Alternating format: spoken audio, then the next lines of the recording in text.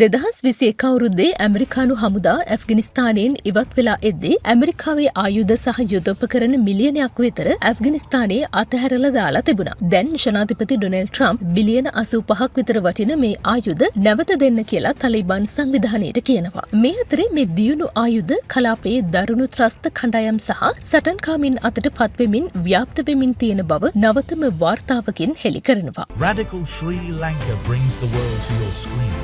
Subscribe for your daily international news update. Radical Sri Lanka International Update. Stay informed. Stay global.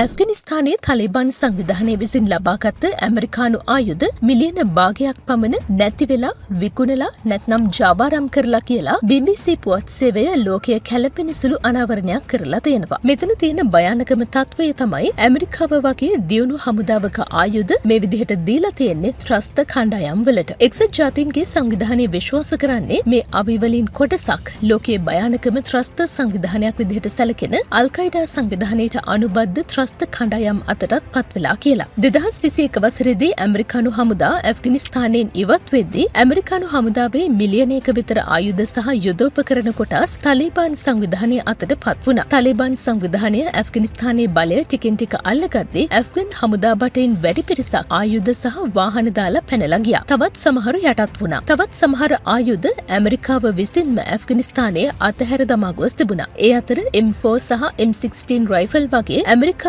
නිෂ්පාදිත ගිනියවි වගේම දශක ගණනාවක ගැටුම් අතරතුර අතහැරලා දැම්ම ඇෆ්ගනිස්තානයේ පැරණි ආයුධත් තිබුණු බව තමයි BBC අනාවරණය කරන්නේ. පසුගිය වසරේ අගභාගයේදී දෝහාහි පැවැත්වුණු ජගත් ආරක්ෂක මණ්ඩලයේ සම්බාධක කමිටුවේදී මේ මිලියනයක පමණ ආයුධ සහ උපකරණ වලින් භාගයක්වත් මේ වෙනකොට Taman සතුව නැති බව තලිබාන් සංවිධානය පිළිගෙන තිබුණා. ඒ සම්බාධක කමිටුවේ සමාජිකින් විසින් වෙනත් මූලාශ්‍රවලිනුත් තහවුරු කරගෙන තිබුණා මිලියන භාගයක පමණ ආයුධ නැති බව. පසුගිය පෙබරවාරි මාසයේදී එක්සත් ජාතීන්ගේ සංවිධානය කිව්වේ අල්-කයිඩා සංවිධානයට අනුබද්ධිත පාකිස්තානයේ ටෙහෙරික්-इ-තාලිබාන්, උස්බෙකිස්තානයේ ඉස්ලාමීය ව්‍යාපාරය, නැගෙනහිර තුර්කිස්තානයේ ඉස්ලාමීය ව්‍යාපාරය සහ යෙමනේ අන්සරුල්ලා ව්‍යාපාරය මේ ආයුධ බ්ලැක් මාකට් එකෙන් මිලදීගෙන හෝ තලිබාන් සංවිධානයෙන් ලබාගෙන තියෙන බව. කොහොම වුණත් BBC සේවය තලිබාන් රජයේ නියෝජ්‍ය ප්‍රකාශක හම්දුල්ලා ෆිට්රැට්ගින් කරපු විමසීමකදී ඔහු කියලා තිබුණේ අවිජාවාරම් කර ඇති බවට හෝ නැති වෙලා තියෙන බවට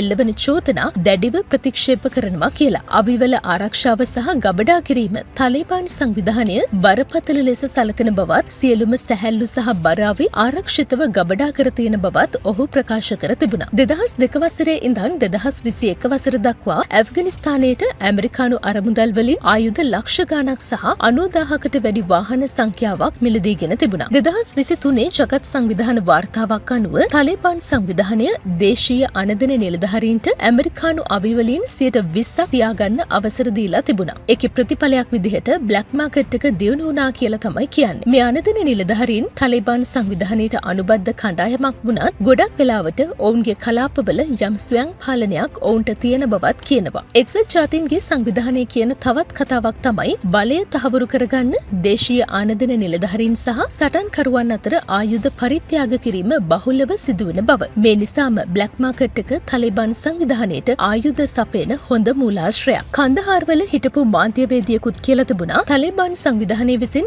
ඇෆ්ගනිස්තානයේ බලය ලබාගෙන වසරක් විතර යනකම් විවෘත ආයුධ වෙළඳපොළක් තිබුණු බව. ඒත් එතනින් පස්සේ ඒ ගනුදෙනු WhatsApp හරහා රහසිගතව සිදු වෙලා තියෙනවා. ඒකෙදි ධනවත් පුද්ගලයන් සහ දේශීය අනදන නිලධාරීන් අලුත් සහ භාවිත කළ ඇමරිකානු ආයුධ වෙළඳාම් කළා. ඉන් බහුතරයක් ඇමරිකානු සහාය ලැබුව හමුදා විසින් අතහැර දමා ගිය ආයුධ. කොහොම වුණත් මේ ආයුධ සංඛ්‍යාවන් ගැන නිවැරදි දත්ත ලබා ගැනීමත් අසීරු වෙලා තියෙනවා. මොකද වසර ගණනාවක් තිස්සේ විවිධ ඇමරිකානු දෙපාර්තමේන්තු සහ සංවිධාන වලින් මේ ආයුධ සඳහා අරමුදල් සපයලා තිබුණා. මේක ඇත්තටම දේශපාලනික අර්බුදයක්. කොහොම වුණත් ඩොනල්ඩ් ට්‍රම්ප් ජනාධිපතිවරයා නැවතත් කියලා තිබුණා ඇෆ්ගනිස්තානයෙන් නැවත ආයුධ ලබා ගන්න බවට. ඔහු කියන්නේ ඩොලර් බිලියන 85ක් විතර වටින දියුණු ආයුධ ඇෆ්ගනිස්තානයේ ඉතිරි වෙලා තියෙනවා කියලා. තමන්ගේ මංගල පසුගිය කැබිනට් රැස්වීමේදී ට්‍රම්ප් ජනාධිපතිවරයා කිව්වේ ඇෆ්ගනිස්තානය ලෝකයේ විශාලම යුද උපකරණ විකුණුම්කරුවෙක් කියලා. ඒකට හේතුව ඔවුන් අපි දාලා ආව උපකරණ විකුණන නිසා කියලා ට්‍රම්ප් කිව්වා. කොහොම වුණත් පසුගිය වසරේ ස්ටොක්හෝම් ජාත්‍යන්තර සාම පර්යේෂණ ආයතනයේ ප්‍රධාන අවි අපනයනය කරන ඉහළම රටවල් 25 අතරට ඇෆ්ගනිස්තානය ඇතුළත් වෙලා තිබුණේ නම් නැහැ. ට්‍රම්ප් ජනාධිපතිවරයාගේ මේ ප්‍රකාශයට ප්‍රතිචාර දක්වන තලිබාන් සංවිධානයේ ප්‍රධාන ප්‍රකාශක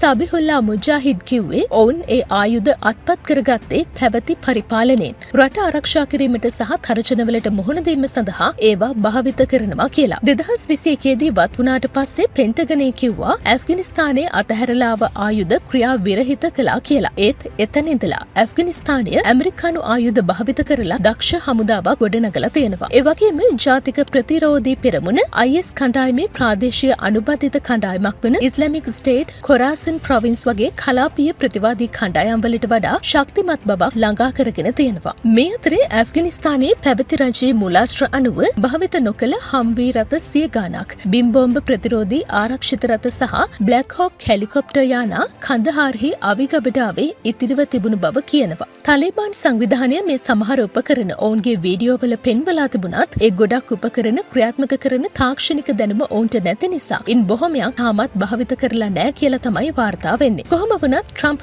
ජනාධිපතිවරයා මේ ආයුධ නැවත ලබා ගනිද නැද්ද කියන එක අවිනිශ්චිත වුණත් ඇමරිකානු දියුණු ආයුධ කලාපය තුල සහ සටන්කාමී කණ්ඩායම් අතට පත්වීමේ අවදානම නම් තාමත් ඒ විදිහටම තියෙනවා.